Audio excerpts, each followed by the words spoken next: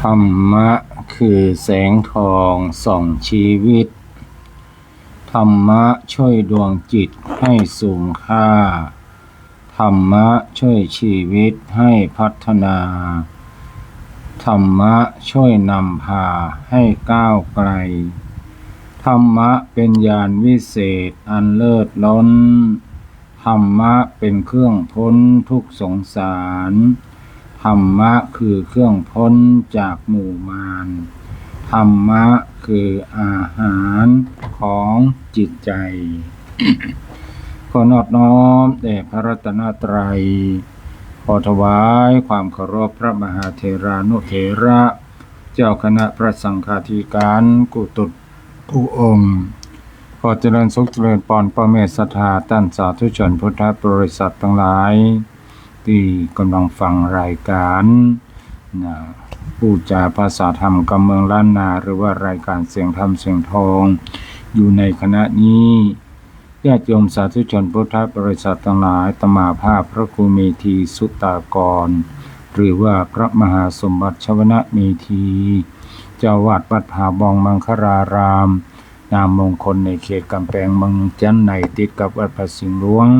ได้นำรายการปะพบญาติโยมสาธุชนพุทธบริษัททั้งหลายอาทิตย์หนึ่งหรือว่าสัปดาห์หนึ่งก็3 วันคือจันทร์อังคารและก็วันพุธวันละชั่วโมงวันจันทร์วันอังคารเริ่มตั้งแต่บ่ายโมงจนถึงบ่าย2 โมงส่วนวันพุธเริ่มตั้งแต่บ่าย3 โมงถึงบ่าย4 โมงวันนี้ปะพบกันก็ตรงกับวันอังคารที่11สิงหาคม2569พ่อแม่ศรัทธาท่านสาธุชนพุทธบริษัททั้งหลายปะพบญาติโยมวันนี้ก็จะได้นำสิ่งที่ดีมีประโยชน์มาฝากกับญาติโยมทั้งหลายเท่าที่เวลา1 ชั่วโมงจะอำนวยการให้ญาติโยมสาธุชนพุทธบริษัททั้งหลายพรุ่งนี้ก็จะเป็นวันสำคัญของประเทศเรานั่นก็คือเป็นวันแม่แห่งชาติดังนั้นเป็นวันสำคัญที่ลูกๆจะได้รำลึกนึกถึงพระคุณอันยิ่งใหญ่ของผู้เป็นแม่ผู้มารดาผู้ให้กำเนิดเกิดเฮามารักใดเล่ารักแน่เท่าแม่รักผูกสมัครลูกมั่นมิหวั่นไหวห่วงใดเล่าเท่าห่วงดังดวงใจที่แม่ให้กับลูกอยู่ทุกครายามลูกคืนแม่ขมตรมหลายเท่ายามลูกเศร้าแม่โศกวิโยกกว่ายามลูกหายแม่ห่วงคอยดวงตายามลูกมาแม่หมดลดห่วงใหญ่พระพุทธองค์ทรงตรัสว่าบุคคลที่หาได้ยากนั่นน่ะมี2 จำพวกได้แก่ได้2 จำพวกได้แก่1บุพการีก็คือผู้ทำอุปการะก่อนประการที่2ก็คือกตัญญูกตเวทิตาคือผู้รู้อุปการะที่เขาทำแล้วก็ทำตอบแทน โดยทั่วไปสังคมไทยเข้าใจและเรียกบุคคลที่เป็นพ่อเป็นแม่ว่าเป็นบุพการีหมายถึงบุคคลผู้ทำอุปการะก่อนเพื่อได้เลี้ยงดูเฮามาสั่งสอนเฮามาได้ฮื้อเข้าฮื้อน้ำแก่เฮาแต่ในทางพระพุทธศาสนาบุพการีมีความหมายกว้างกว่านั้นซึ่งหมายรวมไปถึงครูบาอาจารย์พระอุปชาและพระสัมมาสัมพุทธเจ้าตนพ่อแม่ทุกคนบนโลกใบนี้เป็นบุคคลที่หาได้ยากอย่างแน่นอนที่สุดแต่ไม่ใช่ว่าลูกทุกคนจะเป็นบุคคลที่หาได้ยากไปตนเพราะความกตัญญูกตเวทีเป็นกรรมที่ทำได้ยากเป็นคุณธรรมเฉพาะตัวของคนดีเต้าอันมักจะปรากฏข่าวทางหน้าหนังสือพิมพ์อยู่บ่อยครั้งว่าพ่อแม่ถูกทอดทิ้งลูกไม่ยอมเลี้ยงดูพอกอยเรียกว่าลูกอกตัญญูหรือว่าลูกเนรคุณยิ่งไปกว่านั้นบางครั้งจะหันข่าวลูกติดยาบ้าประสาทหลอนเอามีดไปฟันพ่อฟันแม่ฆ่าพ่อฆ่าแม่ของตัวเก่า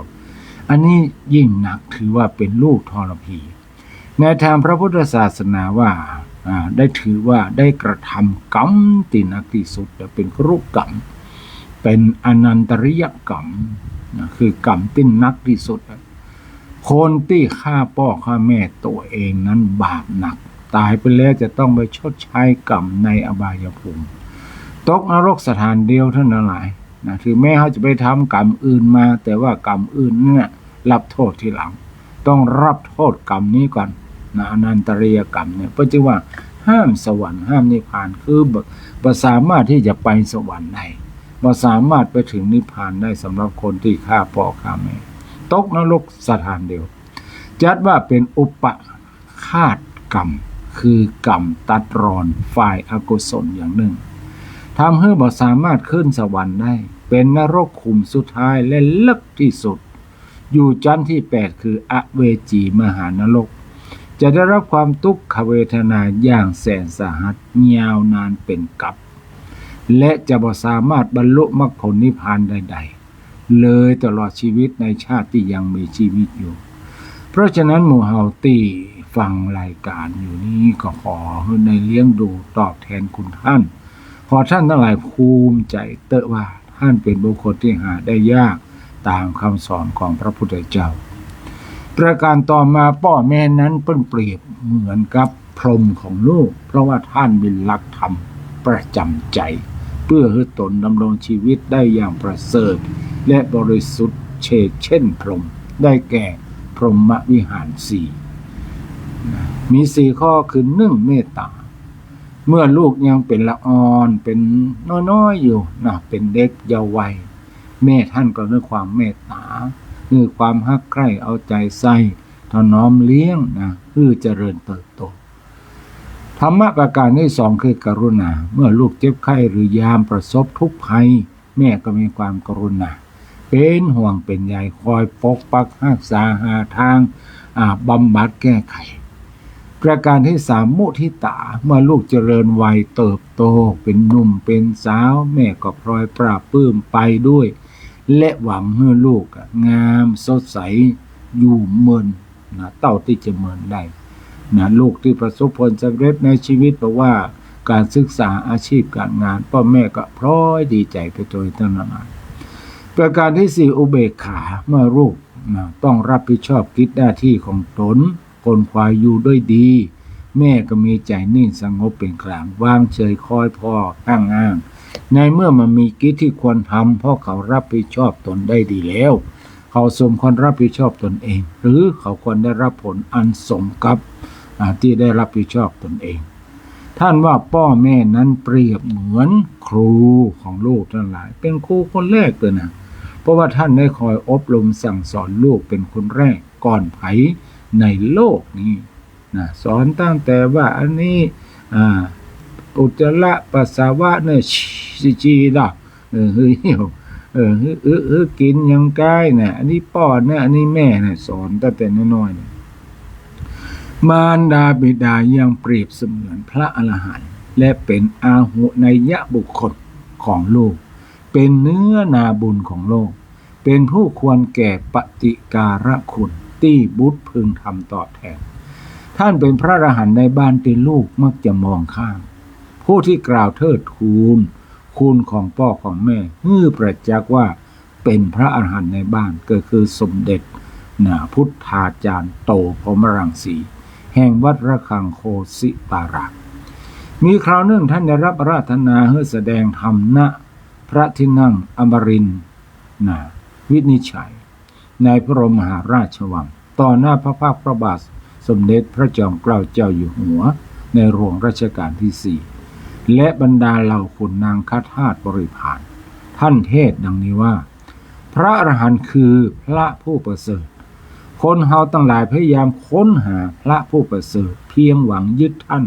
เกาะผ้าเหลืองเกาะหลังท่านเพื่อให้ท่านพาไปสู่ความสุขแม้ท่านจะอยู่ไกลสุดขอบฟ้าคนเฮาก็ยังดันด้นไปดิ้นรนไปเพื่อหวังยึดเหนี่ยวบูชาแต่พระที่อยู่ภายในใกล้ตัวที่สุดกลับมองข้ามพอบหันเหมือนใกล้เกลือกินด่างอีกน้ำใจของพ่อแม่ที่ฮื้อแก่ลูกมีแต่ความบริสุทธิ์บ่คิดหวังสิ่งใดตอบแทน เช่นเดียวกับพระอรหันต์ที่ต่อมนุษย์ที่มีความบริสุทธิ์เช่นเดียวกันพ่อแม่จึงเปรียบเหมือนพระอรหันต์ของลูกเมื่อพระอรหันต์เป็นอาหุนยบุคคลพ่อแม่จึงเป็นอาหุนยบุคคลไปตัวและเป็นผู้สมควรได้รับสิ่งของสำหรับบูชาจากลูกการปฏิบัติเลี้ยงดูการเกื้อกูลพ่อแม่จึงเท่ากับว่าปฏิบัติเลี้ยงดูพระอรหันต์การปฏิบัติบิดามารดานั้นบัณฑิตทั้งหลายจึงสรรเสริญเขาทั้งโลกนี้เองเขาตายไปแล้วก็ย่อมบันเทิงในสวรรค์พระพุทธเจ้าทรงตรัสไว้ในสิงคาโลวาทสูตรว่าพ่อแม่เปรียบได้ดังทิศเบื้องหน้าหรือที่เรียกว่าปุรถิมทิศคือทิศตะวันออกเพราะพ่อแม่เป็นผู้นำหน้าออกหน้าแล้วก็หับหน้าเปรียบเสมือนนาวาคือเรือที่นำพาชีวิตของบุตรเพื่อมีความเจริญก้าวหน้าเป็นผู้ใกล้ชิดลูกนักที่สุดอีกทั้งมีอิทธิพลต่อการหล่อหลอมอุปนิสัยของลูกเพื่อเป็นพลเมืองที่มีคุณภาพของสังคมพระสัมมาสัมพุทธเจ้าทรงกำหนดหน้าที่ของพ่อแม่ที่มีต่อลูก5ประการด้วยกันท่านทั้งหลายนะเฮาท่านทั้งหลายเป็นพ่อเป็นแม่เนาะต้องรับทราบถือว่าเป็นหน้าที่ของหมู่เฮาว่าหนึ่งห้ามบ่ให้ลูกทำความชั่วเป็นสิ่งที่ท่านทั้งหลายทำอยู่แล้ว2ให้ตั้งอยู่ในความดี3ให้ได้ศึกษาศิลปวิทยาเมื่อถึงเวลาอายุได้ในอย่างสมัยเดียวนี้ก็เรียนอนุบาลสมัยอาตมาภาพนี่ก็ปะอายุ6 ขวบ 7 ขวบเพิ่นถึงจะปาไปเรียนป .1 เนาะสมัยก่อนเนาะป .1 ถึงป .4 เนาะนะเป็นการศึกษาขั้นพื้นฐานในสมัยนั้นประการที่4หาคู่ครองที่สมควรท่านทั้งหลายนะพ่อแม่หาคู่ครองที่สมควรถึงแม้ว่าถึงวันนี้เราจะเลือกกันเองเนาะปลูกเรือนตามใจคนอยู่ปลูกอู่ตามใจคนนอนก็ตามแต่ความจริงแล้วพ่อแม่ก็มีส่วนนะมีส่วนโดยเฉพาะลูกๆทั้งหลายเนี่ยมักจะปาแฟนปิกบ้านเนาะ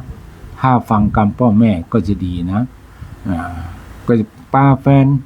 หญิงแฟนชายปิกบ้านขณะที่อยู่บ้านเจ้าฝ่ายบ่าวฝ่ายสาวก็นี้พ่อแม่ผู้บ่าวสาวก็จะลักสังเกตดูพฤติกรรมดูอุปนิสัยใจคอของลูกเขยลูกยิงของตัวเก่าว่ามีอุปนิสัยจะได้ถ้าดีพ่อแม่ก็บอกสนับสนุนคนนี้ดีเนอะเอามาเป็นคู่ครองได้แต่ถ้าบ่ดีเพิ่นก็จะบอกว่าบ่ดีเนอะเลิกได้ก็เลิกอย่างนั้นลูกบางคนก็เชื่อบางคนก็เรียกว่าหลงไหลหลงไหลไปเสียแล้วนะหลงตัวลืมตายหลงกายลืมแก่หลงผัวหลงเมียลืมพ่อลืมแม่หลงแย่ๆคือหลงตัวเองหลงเสียแล้วบ่ได้ละนะอันนี้ก็มีอยู่ที่หลงผัวหลงเมียนะฟังคำพ่อกับแม่ก็มีประการที่5มอบทรัพย์สมบัติให้ในเวลาอันสมควร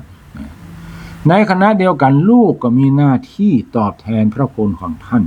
5ประการด้วยกันนั่นแหละต้านเลี้ยงเฮามาเฮาก็จะต้องเลี้ยงท่านตอบนี่เป็นหน้าที่แรกแล้วนะทีนี้เลี้ยงอันอย่างก็ต้องเลี้ยงทั้งอาหารกายและก็เลี้ยงทั้งอาหารใจอาหารกายก็คือ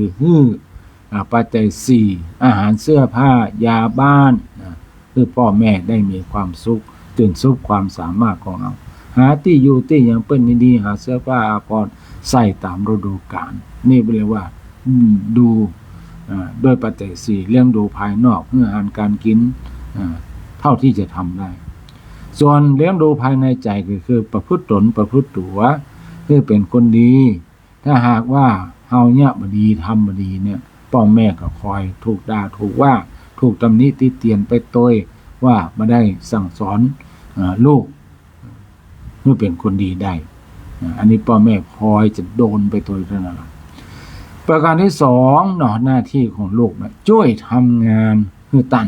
ท่านแก่แล้วหรอกเอามีความรู้ความสามารถแข็งแรงดีเนี่ยเอาก็ต้องสืบสานการงานของเปิ้นนะไม่ว่าจะเป็นงานอย่างก็ตามงานง่ายๆโบ๊ะหลัวก็อย่างก้ามัวนึ่งข้าวเป่าไฟอย่างนี้ก็ถือว่าเป็นงานที่เดียวกันตลอดถึงกิจการงานระดับโรงงาน ระดับล้านเนี่ยต่างๆเนี่ยเราก็สามารถทดแทนได้ก็เนี่ยก็ทำไปประการที่3ดำรงรักษาชื่อเสียงของวงสกุลอันนี้ก็สำคัญทั้งหลายต้องรักษาชื่อเสียงของวงสกุลอย่างให้มันเสียหายนะอย่าให้มันเป็นข่าวไปฆ่าไปยิงไปทำร้ายบุบตีคนอื่นเนี่ยกลายเป็นเรื่องเป็นราวเนี่ยถือว่าบ่ได้ดำรงรักษาชื่อเสียงของวงตระกูลเนาะไปลักไปขโมยกาเนี่ยนะเป็นต้นเท่านั้นประการที่4ประพฤติตนให้เป็นผู้สมควรแก่การรับทรัพย์มรดกคือทำตัวทำตนอยู่ในศีลธรรมบอกไปติดในอบายมุขทั้งหลายติดเหล้าติดยาติดการพนันทั้งหลายเนี่ยจนพ่อแม่พอแล้วตายแล้วทรัพย์สมบัติกูหามาได้ถ้ากูตายไปลูกคนนี้เอากูขายไปแน่นะเปิ้นผมสบายใจงั้นต้องประพฤติตนให้เป็นผู้ที่สมควรแก่การรับทรัพย์มรดกประการที่5เมื่อท่านล่วงลับไปแล้วก็ทำบุญอุทิศเป็นเปิ้นญาติโยมสาธุชนทั้งหลายในช่วงนี้ก็เป็นช่วงฤดูกาลเข้าพรรษาบางคนบางท่านบ่เคยตามกับเข้าพ่อกับแม่เลยนะน่าเอ็นดูพ่อแม่เนาะดูอุตส่าห์ได้เลี้ยงดูเฮามาเลือดเนื้อเจือไขตัวของเฮาเนี่ยติดเตียวได้กินได้อู้ได้ใจทำงานได้ถึงวันนี้ก็ล้วนมาจากพ่อแม่ได้แปลงได้สร้างได้ทนุถนอมมางั้นต้องนึกถึงเปิ้นบ่อยๆถึงแม้ว่าเปิ้นเสียชีวิตไปแล้วเฮาก็จะต้องทำบุญอุทิศไปให้เปิ้นบ่อยๆต้องเป็นห่วงนะถ้าโลกหน้ามีจริงท่านลองคิดก่อนหรอถ้าหากว่าเฮามาได้ตันของคงกันเข้าเปิ้นเนี่ยเหมือนกับลูกคนอื่นเนี่ยถ้ามันมีจริงเนี่ยพ่อแม่เขาจะอดจะยากขนาดไหนในขณะที่พ่อแม่ของคนอื่นลูกเปิ้นมีความกตัญญูกตัญกันเข้าอย่างเฮือไปบ่อยวิญญาณของเปิ้นก็ได้กินข้าวกินน้ำมีความสุขในสมรภพแล้วเปิ้นก็จะปั่นปอนให้ลูกให้เต้าขออยู่ดีมีสุขเด้อเจริญรุ่งเรืองนั่นเน้อลูกในฐานะที่ลูกเป็นผู้ที่มีความกตัญญูกตเวทีตาแต่ถ้าลูกเป็นคนอกตัญญูบ่เคยตันของคงเข้าเปิ้นนะทรัพย์สมบัติก็มอบให้แล้วอย่างก็ฮื้อไปหมดบ่เสี่ยงนะแต่บ่ได้ลึกนึกถึงบุญคุณเปิ้นก็แจ้งกระดาวก็อย่าทำให้ชิบหายไปติ๊กๆคนที่เนรคุณเนี่ยนะคนที่มันมีความกตัญญูต่อผู้มีพระคุณชิบหายไปติ๊กๆล่ะญาติโยมสาธุชนทั้งหลายเนี่ยอันนี้ก็เรียกว่าประพฤติตนให้เป็นผู้สมควรแก่การรับทรัพย์มรดกและเมื่อท่านล่วงลับไปแล้วก็ทำบุญอุทิศไปในช่วงนี้เนาะตามวัดวาอารามต่างๆก็จะมีการแสดงธรรมแต่ทำในวันพระวันศีลยกตัวอย่างเช่นเอาง่ายๆวัดตมาภาพเนี่ยศีลหน้านี่ยังมีใครเจ้าภาพเนี่ยใครค่อยเป็นเจ้าภาพกันเตะกันทำอุทิศส่วนบุญกุศลไปญาติพี่น้องพ่อแม่ผู้มีพระคุณทั้งหลายก็แจ้งความประสงค์จำนงมาได้เลยนะขอรับเป็นเจ้าภาพสินนั่นสินนี้ก็ว่ามาได้เลยท่านหลายยอดนี่มันต้องมีโต๊ะกังวลอย่างท่านทั้งหลายมีตัวใดก็ใส่ไปละเนาะ100 200 300ก็ว่ากันไปเนาะทำมาว่ากันพระเนนก็ได้ทำหน้าที่ในการเผยแผ่พระศาสนาท่านทั้งหลายก็มีหน้าที่ได้สืบทอดพระศาสนานี่ก็สามารถแจ้งความประสงค์จำนงอยากจะเป็นเจ้าภาพการเทศน์การสวดการเทศน์เนาะเพื่อจักอุทิศส่วนบุญกุศลเพราะว่าอย่างที่วัดผาบองเนี่ยตมาภาพเขาเนี่ยจะเปลี่ยนกับพระเนนเนี่ยเปลี่ยนกันเทศน์อย่างศีลที่ผ่านมาตมาภาพเป็นคนเทศน์ศีลต่อไปพระที่นั่งทัตตมาภาพก็เป็นผู้เทศน์ต่อไปถ้าบ่มีใครเป็นเจ้าภาพอาตมาภาพก็นำเนาะพร้อมก็ได้ศรัทธาทั้งหลายร่วมกันเป็นเจ้าภาพไปแต่ถ้ามีใครเป็นเจ้าภาพก็ดีอันนี้ก็แจ้งความประสงค์จำนงมาได้เนอะ ซึ่งการเต้นนั้นประเมินใช้เวลาประมาณสัก10 นาทีประมาณนั้นเนี่ยญาติโยมทั้งหลายเพราะว่าที่วันพระวันศีลที่วัดผาบองหรือว่าวัดไกลๆเนี่ยเราจะใจเฉพาะช่วงเจ้าตัวอันเขามีช่วงบ่ายละถ้าเป็นวัดตำเภอรอบนอกก็จะมีช่วงบ่ายอย่างที่เราไปตาลเตียนเนาะเปิ้นก็จะมาฟังเทศน์ฟังธรรมกันศรัทธาเปิ้นนักศรัทธาเปิ้นหลายเพราะเปิ้นมีความเชื่ออย่างหนึ่ง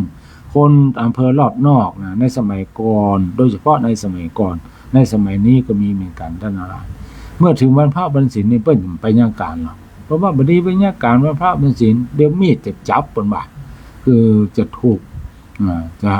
จะเกิดอุบัติเหตุว่าจะอันนั้นนะจะเกิดอุบัติเหตุเปิ้นก็เลย ก็ถือว่าถ้าเป็นความเชื่ออย่างนี้ก็ดีเนี่ยเพราะว่าญาติโยมจะได้มีโอกาสได้ไปวัดไปว่าไปรับเอาฟังน้ำฟังธรรมเนาะเป็นความเชื่อที่ดีนะเพราะมันจะว่าญาการติ๊กๆเนี่ยเกิดมาเป็นญาการมักลำไปเกินตัวมันต้องมีการพักผ่อนอาหารกายเฮาได้กินแล้วเฮาก็ต้องให้อาหารใจคือธรรมะของพระสัมมาสัมพุทธเจ้ามาไว้กับตัวกับตนห้องนะนอกจากนี้อันยังก็ตามที่ทำลงไปแล้วทำมือพ่อแม่เนาะมีความสุขและสบายใจก็นับว่าเป็นการทำดีและเป็นการตอบแทนบุญคุณไปในตัวแต่อันยังก็ตามที่ลูกทำลงไปแล้วเนี่ยทำให้พ่อแม่เสียใจแล้วก็ตุ้ใจเปิ้นบอกว่าพึงเว้นเหียเวลาที่ลูกทำชั่วหรือไปทำสิ่งไม่ดีทำให้ผู้อื่นเดือดร้อนและมีผลกระทบไปถึงสังคมลูกรู้ก่อนว่าคนทัดไปที่จะถูกสังคมตำหนิหรือประณามต่อจากลูกก็คือพ่อคือแม่บ่ใช่คนอื่นกรรมอู้ที่ว่าพ่อแม่มันมาสั่งสอนจะลูกรู้ก่อนว่ามันทำให้พ่อแม่ปวดร้าวจำใจนักขนาดไหนมีคำกล่าวแต่โบราณบอกว่าความทุกข์ของแม่หญิงแต่งงานแล้วนะมี3อย่างท่านหลายความทุกข์ของแม่หญิงที่แต่งงานแล้วนะมี3อย่างมีอย่างพ้องท่านหลายที่แต่งงานแล้วท่านหลายมีก็วันใดโยมเพลินจิตเนาะ ครูพงเนี่ยครูพงก็พอตัวเนาะนะทุกข์ของแม่หญิงที่แต่งงานแล้วมี3อย่าง1ทุกข์เพราะบ่มีลูกนี่มีลูกได้นะเปิ้นมีลูกกันหมดหรอตัวเก้าบ่มีลูกเป็นมันก็ยังกายเนี่ยเป็นความทุกข์ขนาดตั้งหลายก็อยากจะได้เลี้ยงลูกเลี้ยงหยังเนาะเปิ้นมีลูกแล้วมันมีความสุขแล้วนั่นน่ะอยู่กับลูกมีความสุขคนเฮานี่มันถูกกิเลสครอบงำนะจริงๆแล้วมันเป็นความทุกข์นะการเกิดแก่การเจ็บการตายนะแต่ว่าคนเฮามันมีอวิชชาครอบงำคือคนทั่วไปเปิ้นก็ยังมีกิเลสกันอยู่เนาะแต่ถ้าหากว่าคนเฮาบัดแต่งงานกันบ้านมีกิเลสซึ่งกันและกันนั่นก็โลกนี้ก็คงบ่มีละเหมือนกับคนไทยเฮาถึงวันเนี้ยเริ่มจากคนแก่ก็แก่ไปคนที่ตายก็ตายไปแต่ว่าคนที่เกิดนั้นมีน้อยเพราะอย่างท่านทั้งหลายก็คงช่างรู้จังหันอยู่ว่าแม่ยิงเอาไม่ยิงปลดใจเอาปลดใจถึงวันนี้นะยุ่งกันอะไรฝนตกเลยบ่ถูกต้องตามฤดูกาลซะเท่าใดเนาะมันเปลี่ยนไปจากอันแหละเนาะรักคนมาเดียวเพิ่นก็ยอมรับไปตัวสังคมก็ยอมรับไปตัวมีการแต่งงานกันระหว่างชายกับชายหญิงกับหญิงตมาภาพก็ได้ไปหลายที่หลายทางนะขึ้นเงินใหม่แต่งงานพอใจก็พอใจบางทีก็งงอันใดเป็นหญิงอันใดเป็นชายจะเตี้ยมาตานกันเข้ามาทำสังฆทานเนาะก็ดีที่เขายังมาวัดมาวาอยู่นะเวลาเขามัดมือเขาสังเกตหรออันใดผมสั้นนะแสดงว่าแสดงบทบาทเป็นพอใจอันใดผมยาวแสดงบทบาทเป็นแม่หญิงเพิ่นจะแต่งผมเหมือนพอใจหรอได้เป็นแม่หญิงที่เป็นปูเนี่ยนะความทุกข์ของพ่อของแม่1ทุกข์เพราะมันมีลูกอันทั้งหลาย2ทุกข์เพราะลูกตายก่อนตนลูกตัวเก่าตายก่อนนี่นะเป็นทุกข์ขนาดนั้นอะไรเป็นทุกข์เพราะว่ามันจะนึกถึงนะมันจะมีความผูกพันนะก็ถึงตั้งแต่เลี้ยงดูตั้งแต่อ้อนออดแต่น้อยมาถนอมกล่อมเกลี้ยงมาแล้วมาตายมาละเนาะมันตึงหมม่วนมันจะมีความรู้สึกว่าวาเวดีถ้าหากว่ามีลูกคนเดียวทำไปใหญ่เลยแต่ถ้ามีลูกหลายคนก็ยังแค่น้อยคือก็ยังมีสำรองอยู่ว่าจะอั้นนะบางคนมันทุ่มเทหรอกทุ่มเทจิตใจกับลูกตายตัวเก่าบ่อยากจะอยู่แล้วจะตายแล้วอยากจะตายตัวไปแต่ถ้าว่ามีลูก2คนก็ยังบอกว่าเฮายังมีลูกที่จะต้องดูแลทำหลายคนอยู่อันนี้ก็พอที่จะผ่อนความทุกข์ของพ่อของแม่ไปประการที่3ทุกข์เพราะลูกเกิดมาทำแต่ความชั่วพ่อท่านี่อันสุดท้ายนี่ อันตรายทั้งหลายทุกข์เพราะลูกเกิดมาทำแต่ความชั่วเนี่ยทุกข์ของแม่หญิงที่แต่งงานแล้วมี3 อย่าง1ทุกข์เพราะบ่มีลูก2ทุกข์เพราะลูกตายก่อนโตนและทุกข์เพราะลูกเกิดมาทำแต่ความชั่วโดยเฉพาะประการสุดท้ายถือว่าเป็นที่สุดแห่งทุกข์ของผู้เป็นแม่เรียกว่าอวชาตบุตรเพราะเป็นบุตรที่เลวมีธรรมะต่ำกว่าพ่อกับแม่เป็นบุตรที่นำความเสื่อมเสียมาสู่วงตระกูลเนี่ยท่านอะไรอนุโมทนากับท่านจรูนคนเหนือดวงเนาะพ่อมาจากจังหวัดพะเยาเนาะคนพะเยาท่านจรูนแม่สมอังคณานะครูคงนะนี่กำลังพอทาง Facebook อยู่ขออนุโมทนามาณโอกาสนี้ตัวอาตมาภาพออกทาง Facebook ส่วนตัวนั่นหลาย Facebook อาตมาชื่อว่าครูต้นครูต้นและสอเสือจุดชวนเมธีครูต้นจุดครูต้นแล้วก็สอเสือจุดชวนเมธีอันนี้เป็นเฟซส่วนตัวบังเอิญอาตมาใจเฟซนี้มาตลอดเวลาออกรายการก็จะเป็นเราออกตัวนี้แต่ถ้าอาตมาภาพเอาออกวัดผาบองจริงๆอยากจะออกเฟซของวัดผาบองก็ได้มันจะง่ายอันนี้มาจากวัดผาบองเพราะว่าเสียงธรรมเสียงทองจากวัดผาบองนี่เนาะก็จะลักกลัวว่าญาติโยมทั้งหลายโดยเฉพาะผู้ชมนะบ่ค่อยมีที่เฟซผาบองนะเพราะว่าอาตมาภาพบ่ค่อยได้ใจนะเป็นเพจของวัดนั่นมาล่ำได้ใจนะก็เลยใจเฟซส่วนตัวนี่แหละออก แต่หลายอย่างน้อยคนที่เป็นลูกทุกคนจะต้องทำตัวให้เป็นลูกที่มีคุณธรรมเสมอพ่อเสมอแม่สามารถดำรงวงศกลสืบต่อไปได้ตามคันลองครองธรรมหรือที่เขาเรียกว่าอนุชาตบุตรอนุแปลว่าน้อยภายหลังตามอนุชาติก็คือบุตรที่ประพฤติอย่างน้อยๆก็ตอยหวยพ่อตอยแม่ถึงแม้อาจจะเก่งกว่าพ่อกับแม่แต่ว่าตอยหวยอนุชนคนรุ่นหลังที่เป็นวานยิ่งถ้าเป็นบุตรที่ดีมีคุณธรรมสูงกว่าพ่อกับแม่สร้างความเจริญแก่วงตระกูลสังคมยกย่องว่าเป็นอภิชาติบุตรอภิยิ่งใหญ่เป็นผู้ยิ่งใหญ่กว่าพ่อกับแม่นั่นก็ยิ่งทำให้ท่านภาคภูมิใจเป็นสุดยอดของลูกที่พ่อแม่ทุกคนคาดหวังเพราะฉะนั้นแค่ลูกมาทำความชั่วเต้ากับว่าบ่ได้ทำให้พ่อแม่ตุกแล้วส่วนการทำความดีโดยก็เป็นตัวช่วยเสริมเพิ่มเติมให้พ่อแม่ได้ชื่นใจซึ่งก็หมายถึงความสุขใจอีกทั้งยังภูมิใจในตัวของลูกของแม่ตัวส่วนใหญ่แล้วเต้าติปะหันในสังคมทุกวันนี้หมู่ลูกๆมักจะไปแสดงความกตัญญูกตเวทีตอบแทนกันในตอนไหนท่านหลายตอนจัดงานศพมือเปิ้นตบแต่งอย่างดีเลยนะซื้อดอกไม้มาใส่อย่างดีซื้อล่องอย่างดีซื้ออาหารอย่างดีเอาไปวางข้างล่องเคาะป๊อกไปป้ออีแม่กินข้าวดื้อเดี๋ยวมาละหมดท้องแมงห้องนี่จะกิมห้องแมวห้องหมาห้องอันที่จริงแล้วก็บาดใจว่าบดีเพราะว่าวิธีหรือว่าการเขียนประวัติสรรเสริญคุณพ่อคุณแม่ในหนังสือแจกงานศพเท่ากับว่าเป็นการประกาศคุณก็เป็นสิ่งที่คนที่เป็นลูกพึงกระทำตามกำลังทุนร้อนฐานานุรูปแห่งตนแต่รู้หรือไม่ว่านั่นคือความผิดพลาดที่น่าเสียใจอย่างที่สุดในชีวิตของลูกเพราะไปทำเอาเมื่อวาระสุดท้ายตอนพ่อแม่มันมีโอกาสได้รับรู้อันอย่างแล้วคงสายเกินไปที่ทำให้ท่านได้ชื่นใจความประพฤติและการปฏิบัติของตัวเอาในระหว่างที่ตั้นยังมีชีวิตอยู่ต่างหากจะเป็นเครื่องประกาศคุณของพ่อแม่อย่างชัดแจ้งที่สุดบ่ใช่หนังสือแจกในงานศพบ่ใช่หีบศพบนเชิงตะกอนแต่อยู่ที่ตัวของเฮานี้เองเมื่อฮักตั้นก็จงประกาศคุณงามความดีของท่านประกาศด้วยความดีของตัวเก่าตั้งแต่บัดนี้เดี๋ยวนี้คณะนี้และคณะที่ท่านยังมีลมหายใจการประกาศคุณของเฮาจะทำให้ท่านมีความสุขใจอย่างยิ่ง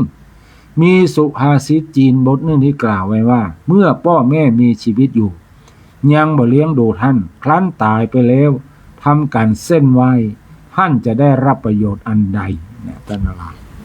นั้นการบำรุงเลี้ยงดูพ่อแม่เป็นว่าเลี้ยงดูมีสองประการคือหนึ่งเลี้ยงดูทางกาย สองเลี้ยงดูทางใจอย่างหลังนี่สำคัญยิ่งกว่าและบุคคลมองข้ามเลี้ยงดูจิตใจความหมายก็คือถนอมใจรักษาน้ำใจเพื่อเมื่อท่านเสียใจเพราะคนเก่งขี้น้อยใจเพราะฉะนั้นเมื่อท่านยังมีชีวิตอยู่ก็ช่วยกิจการงานของท่านเลี้ยงดูท่านตอบเมื่อท่านชราดูแลปฏิบัติการกินการอยู่ของท่านให้สะดวกสบายและเอาใจใส่ช่วยเหลือรักษาพยาบาลท่านในยามเจ็บไข้คอยอู้จากับท่านอยู่เสมอนะอู้กำม่อนหวานจะไปอู้สัตว์โอกว่างบ่ปล่อยทิ้งท่านให้อยู่อย่างว้าเว้ยโจงพยายามทำทุกอย่างมือคัดเคืองใจท่านอะไรนะมือคัดเคืองใจท่านบางทีก็ลุยๆไปตามใจเปิ้นน่ะบ่ต้องไปคัดเปิ้นน่ะนะเราต้องไปคัดเปิ้นคุณธรรมประจำใจของคนดีอย่างหนึ่งในทางพระพุทธศาสนาตรงกับภาษาบาลีที่ว่านิมิตตังสาธุรูปานังกตัญญูกตเวทิตาแปลความว่าความกตัญญูเป็นเครื่องหมายของคนดีความกตัญญูกตเวทีนี้มีอยู่ในบุคคลคนใดคนนั้นจึงว่าเป็นผู้อยู่โดยธรรมเป็นผู้ตั้งตนไว้ในคุณอันสมควรดีแล้วย่อมเป็นที่ฮักที่ยินดีต้อนรับของสัตบุรุษเป็นผู้ที่ควรได้รับการยกย่องสรรเสริญจากบัณฑิตชนทั่วไปความกตัญญูรู้คุณที่ท่านทำแล้วและตอบสนองคุณท่านนี่เป็นความดีอันประเสริฐโดยเฉพาะการทำความดีกับพ่อแม่ผู้เป็นอรหันต์ในบ้านการทำบุญแบบนี้จะได้อานิสงส์ทันตาหันในชาติปัจจุบันทำให้ตนบ่ตกอับตกน้ำบ่ไหลตกไฟบ่ไหม้จะมีคนยื่นมือคอยสงเคราะห์ช่วยเหลือเสมอ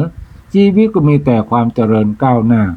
สมดังบาลีที่มาในคุถกนิกายสัตตกนิบาตนะทันหธรรมจาดกว่าโยบุพเพกตกัลยาโนกะตัดโถมนุพุชชติอัฏฐาตัสสะปวัฏทันติเยโหนติปฏิปัตถิยาแปลความว่าผู้ใดอันผู้อื่นทำความดีทำประโยชน์ให้ในการก่อนย่อมสำนึกคุณเขาได้ประโยชน์ที่ผู้นั้นปรารถนาย่อมเจริญตรงกันข้ามคนที่บ่ฮู้อุปการะคุณของพ่อแม่บ่ตอบคุณแทนคุณท่านได้ชื่อว่าเป็นอสัตบุรุษผู้เขลาบ่เฉียบแหลมปฏิบัติผิดในพ่อแม่จริงอยู่ถึงบ่เป็นความผิดทางกฎหมายแต่มีบทลงโทษทางสังคมเวลาที่มีชีวิตมีอุปสรรคหรือมีอันยังผิดพลาดขึ้นมาทำอันยังมันก็ติดขัดบ่ราบรื่นถูกผู้ฮู้ติเตียนสังคมประณามว่าเป็นคนเนรคุณล้มแล้วลุกยากบ่มีภัยยากจ้อยจักขึ้นมาย่อมประสบบาปเป็นอันมากสมดังบาลีในคุถกนิกายสัตตกนิบาตทันหธรรมชาดกว่าโยบุเพกตกัลยาโนตัทกโถนาวพุชติปัจฉากิจเจสมุปปเนกัตตารังนาทิคัจฉติแปลความว่าผู้อื่นทำความดีให้ทำประโยชน์ให้ก่อนแต่บ่สำนึกถึงบุญคุณเมื่อมีกิจเกิดขึ้นภายหลังจะหาผู้ช่วยบ่ได้ในทางพระพุทธศาสนามีข้อปฏิบัติเป็นความดีทำให้คนนับถือที่บัณฑิตหรือสัตตบุรุษวางเป็นแบบหรือกล่าวสรรเสริญไว้ปรากฏในบัณฑิตสูตรมี3ประการด้วยกัน 1. ทานรู้จักแบ่งปันคือการให้ตาม 2. ปัปพชาการถือบวชก็คือการเว้นจากเบียดเบียนผู้อื่นนั่นแหละบ่จำเป็นต้องบวชเป็นพระเป็นเณรนะเพียงแต่เฮาบ่เบียดเบียนผู้อื่นเนี่ยก็เรียกว่าปัปพชา 3. มาตาปิตุอุปถาอุปทานคือการบำรุงพ่อแม่ปฏิบัติพ่อแม่ของตัวเก่าให้เป็นสุขดังนั้นกล่าวอีกได้หนึ่งก็ได้ว่าอันการหูอุปการะคุณพ่อแม่แล้วปรนนิบัติบำรุงเลี้ยงดูตอบแทนเป็นเครื่องแสดงออกถึงซึ่งความกตัญญูเนี้ย ถือว่าเป็นคุณธรรมนะเป็นคุณธรรมอย่างหนึ่งที่ทำให้ชีวิตประสบความเจริญที่เรียกว่ามงคลชีวิตคือเหตุแห่งความเจริญก้าวหน้าของชีวิตนะดังที่อาตมาภาพได้ยกขึ้นเบื้องต้นว่ามาตาปิตุอุปาทานังเอตัมมังคารมุตตมังซึ่งท้าวสกะเทวราชได้นำเหล่าเทวดาเข้าเฝ้าและทูลถามว่าอันยังคือมงคลของชีวิตและพระสัมมาสัมพุทธเจ้าทรงแสดงไว้เป็นข้อควรปฏิบัติซึ่งมีอยู่ถึงหมด38ประการด้วยกันหนึ่งในนั้นก็คือการบำรุงบิดามารดาเป็นมงคลที่11ทั้งหลายพระสัมมาสัมพุทธเจ้าตรัสอุปมาไว้ว่าถ้าบุตรพึงวางบิดามารดาไว้บนบ่าทั้งสองของตนประคับประคองท่านอยู่บนบ่านั้นป้อนข้าวป้อนน้ำแล้วท่านทายอุจจาระปัสสาวะบนบ่านั้นแม้บุตรจะมีอายุถึง100 ปีและปรนนิบัติท่านไปจนตลอดชีวิตก็ยังนับว่าตอบแทนพระคุณของท่านมาหมดแล้วยังตรัสว่าการปรนนิบัติในบิดามารดานั่นแหละบัณฑิตทั้งหลายย่อมสรรเสริญเขาทั้งโลกนี้เองเขาละโลกไปแล้วย่อมบันเทิงในโลกสวรรค์ญาติโยมสาธุชนพุทธบริษัททั้งหลายเพราะฉะนั้นกตัญญูรู้คุณท่านสำคัญนักนี่เป็นหลักของคนดีมีครบถ้วนตอบแทนท่านให้งามตามสมควรคนดีล้วนยึดมั่นกตัญญูมาตาปิตุอุปัฏฐานังองค์พระพุทธังท่านชี้ชัดว่าอันการบำรุงบิดามารดาเป็นการนำมาซึ่งมงคลคือความสุขกายสบายดวงจิตสมควรจะคิดด้วยเหตุผลว่าหญิงชายใดให้กำเนิดตนก่อกายสกลเลี้ยงดูเรามาท่านทั้งสองคือพ่อแม่เราตั้งแต่วัยเยาว์ท่านเฝ้ารักษาถนอมกล่อมเกลี้ยงเลี้ยงลูกมาพระคุณล้นฟ้าเนื้อกว่าธรณีทั้งหลายเอาละญาติโยมสาธุชนทั้งหลายตอนนี้เหลือเวลา15 นาทีก็เป็นช่วงของแม่น้อยเนาะแม่น้อยตลาดนัดบ้านดอนอยู่ในสายหรือว่าฟังรายการอยู่ก็โทรเข้ามาได้เลยเด้อมาแล้วฮัลโหลเจ้าวันตาเจ้ามีอย่างก็ว่าไปเจ้าไม่นอกก็มีข้าวหำมีก้อนเมเนาะมีถึง10 ตอนกันเทปมันออกก็คืนด้วยละเด้อเจ้าวันนี้เป็นกลอนนะเจ้าให้1 ต้นแป้งไม่ขีดใด1 ล้านแต่ไม่ขีด1 การเผาไม่ตึงป่าบ่ฮู้คุณผู้ก่อเกิดกำเนิดมาเพิ่นห้องว่านี่ละคุณบุญมารดาจักไปเหมินไม่ขีดทรพี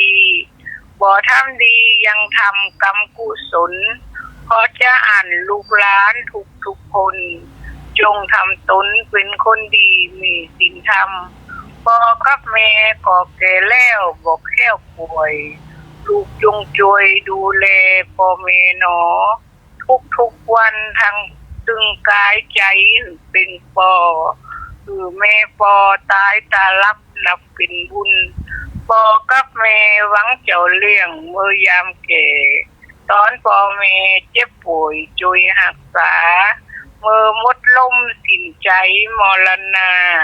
ก็หวังเจ้าปิตาเมื่อขาตาย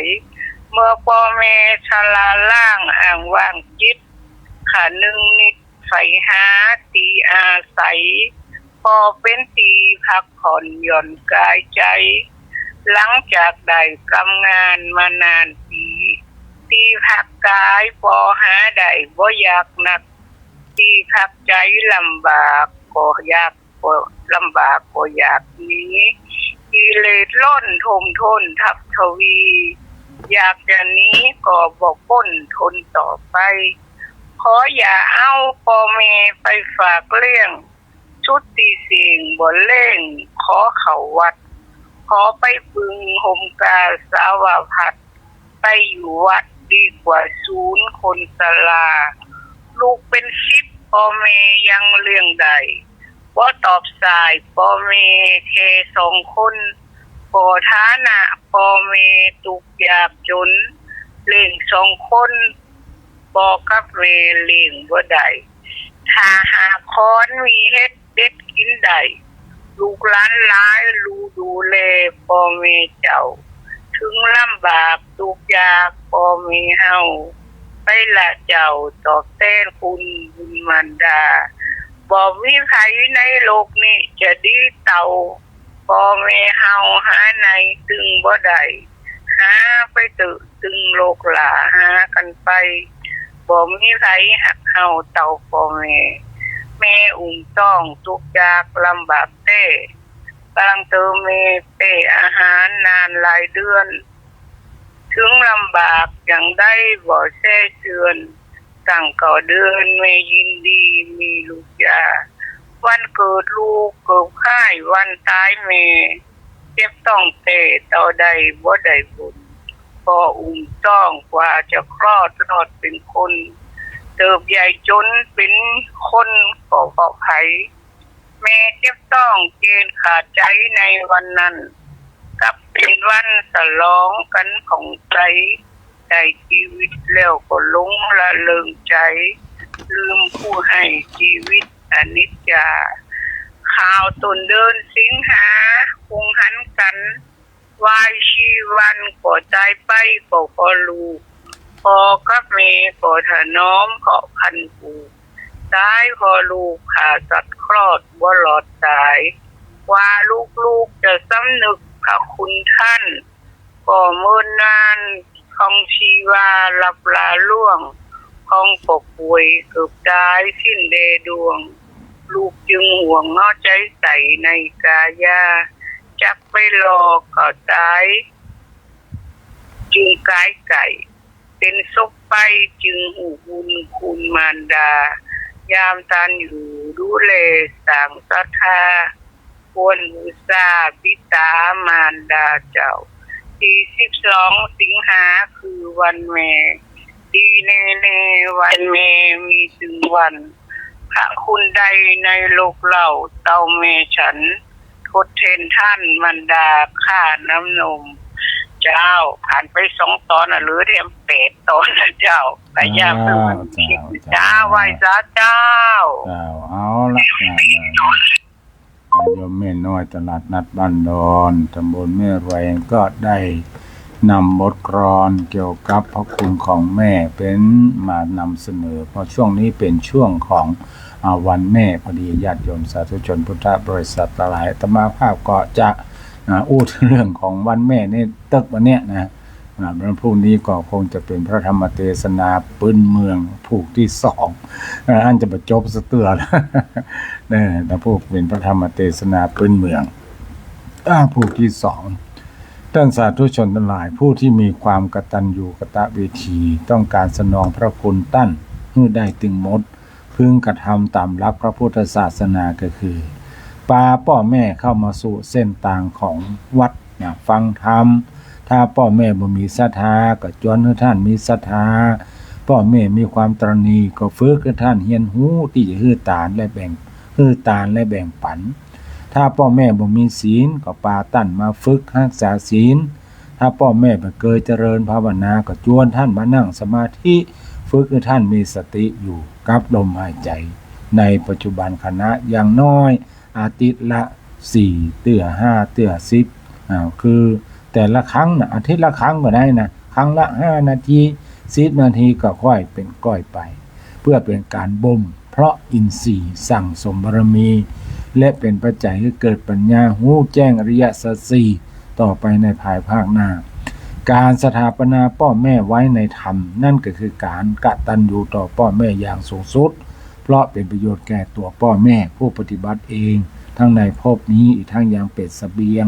ติดตัวไปในภพหน้าตยและเป็นประโยชน์อย่างยิ่งนั่นก็คือหนทางไปสู่พระนิพพานท่านสาธุชนทั้งหลายสำหรับผู้ที่มีสำหรับผู้ที่พ่อแม่ยังมีชีวิตอยู่เนี่ยขอท่านช่วยกันนำหลักธรรมอันเป็นมงคลชีวิตมาประพฤติปฏิบัติตั้งแต่ตอนที่ท่านยังมีลมหายใจนะเหมือนแต่ธรรมภาพได้กล่าวไปว่าหน้าที่ของเราควรจะเนี่ยอย่างพ้องรู้จักถนอมน้ำใจท่าน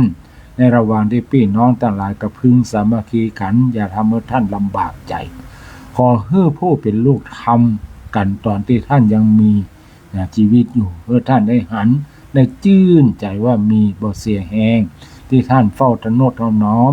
ตั้งแต่ยังแบเบาะบ่เสียแหงที่ท่านเฝ้าฟูมฟักคอยดูแลว่าเขาได้ทำตัวเป็นคนดีของสังคมจริงอยู่ถึงแม้ว่าความเจ็บป่วยและสังขารมันมีภายสามารถหลีกเลี่ยงได้แต่ลูกหูก็ว่ายาชูกำลังขนานเอกที่มีส่วนช่วยให้พ่อแม่หายเจ็บป่วยได้ไวขึ้นอีกทั้งช่วยทำให้พ่อแม่ได้มีโอกาสอยู่ดูโลกนี้ทำเหมือนขึ้นก็หาได้มาใจสิ่งอื่นนั่นก็คือความกตัญญูของลูกที่รู้จักทดแทนพ่อแม่นั่นเองนะพ่อแม่นั่นเองความหวังตั้งหลายความหวังของพ่อของแม่ที่เลี้ยงลูกนั้นเพื่อมีความหวังว่ายามแก่เฒ่าหวังให้เจ้าเฝ้ารับใช้ยามป่วยไข้หวังให้เจ้าเฝ้ารักษายามเมื่อถึงคราตายวานชีวาหวังให้เจ้าปิดตาเวลาตายนี่คือความหวังของพ่อของแม่นะของพ่อกับแม่แต่ที่เลี้ยงลูกมาเนี่ยท่านละเพื่อจะบอกว่าตักบาตรกี่พันครั้งก็ยังด้อยถ้าหากปล่อยให้พ่อแม่กินไม่อิ่มสร้างพระเครื่องเข้าพิธีกี่หมื่นพิมพ์บุญไม่เท่าสร้างรอยยิ้มให้พ่อแม่ได้อิ่มใจนะท่านหลายตาที่สุดของการบรรยายธรรมในวันนี้ขอด้วยภาพแห่งพระคุณคุณพระแห่งคุณสี่พระรัตนตรัยสามประการมีพระพุทธรัตนะธรรมรัตนะสังฆรัตนะตลอดถึงความดีทั้งหลายที่พุทธศาสนิกชนทั้งหลายได้บำเพ็ญมาแล้วจงเป็นตบะเดชะพระบรปัจจัยปกป้องคุ้มครองท่านทั้งหลายให้ได้ปราศจากโรคาพาธภัยพิบัติอุปัฏฐวะอันตรายทั้งปวงเพื่อมีแต่ความสุขสวัสดิพัฒน์ถ้ามงคลสมบูรณ์พูนผลปรารถนาสิ่งใดขอได้สิ่งนั้นสมความปรารถนาทุกประการนะท้ายที่สุดนี้ก็ฝากกับญาติโยมสาธุชนพุทธบริษัททั้งหลายว่าตอนนี้เหลือเวลาทำ5 นาทีญาติโยมทางสถานีวิทยุมีข่าวประกาศให้ท่านหลายได้ฟังว่าวันที่23 ตุลาคม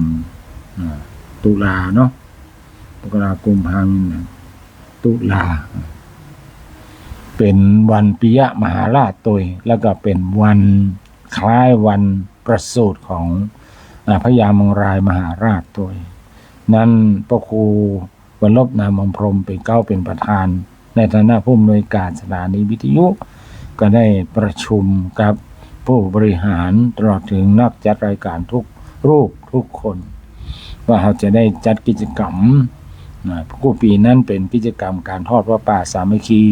เพื่อจะได้หาปัจจัยมาดูแลพอกอยสถานีวิทยุแต่ว่าปีนี้ในที่ประชุมก็บอกว่าเปลี่ยนนะไม่ได้ก็พระป่าสามัคคีหลายคนหลายท่านใกล้แล้วว่าสมัยพระป่าสามัคคีเอามาทำบุญใหญ่กว่านั้นนะทำบุญใหญ่แล้วก็ได้อานิสงส์มากกว่านั้นนั่นคือการทำบุญตาลสลากกินสลากหรือว่าทำบุญสลากพัดนั่นแหละก็มีอานิสงส์นักมันเป็นสังฆทานหรอแค่โยนอะไรมันเป็นสังฆทานที่ไม่ได้จำเพาะเจาะจงได้ภิกษุรูปใดรูปหนึ่งนะ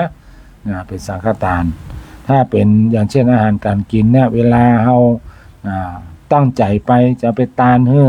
เจ้าวาดเนี่ยเนาะติ้วเป็นโตเขาไปวัดเนี่ยเพื่อปาปุกลิกทานเนี่ยเป็นการตานเฉพาะเจาะจงเนี่ยพระพุทธองค์บอกว่ายังได้บุญน้อยกว่าสังฆทานอยู่เนาะพรุ่งหน้าจะไปหาเจ้าวาดโอ้เจ้าวาดเปิ้นมาอยู่ไปหาตานเนี่ยอันก็บัดตานเด้อนะเอาปิกไปเงี้ยนะอันนี้เป็นตานแบบเจาะจงเจาะจงแต่ถ้าว่าเป็นสังฆทานนี่ไม่ได้เฉพาะเจาะจงมาปะไผก็ได้นะตานไปแล้วก็เปิ้นจะไปนี่ยังก็ตามใจเปิ้นและโดยส่วนมากสังฆทานในประกอบจะเป็นลักษณะเอาไปจ่ายร่วมกันนี่นะร่วมกันคือไม่ได้เฉพาะเจาะจงอย่างเช่นการกินสลากเนี่ยเพิ่นจะมีเป็นลักษณะสลากนี่ก็คือการจกเบอร์ การจกเบอร์ว่าคือแผงสิ่งของนะมันเหมือนกันมันจะคนนั้นมันก็บ่ก้มเนี่ยสมมติว่ามีบะม่วงพ่อง มีลำไยพ่องมีส้มเขียวหวานพ่องเนี่ยนะมันมีอย่างละน้อยละน้อยโอ้โหจะแบ่งจะใดตั้งหลายก็เลยไปแป่งไปปุ้นแล้วเอาเบอร์ไปวางไว้เบอร์ 1เบอร์ 2เบอร์ 3เบอร์ 4ทุกเจ้ามี5คนกับแป่ง5เบอร์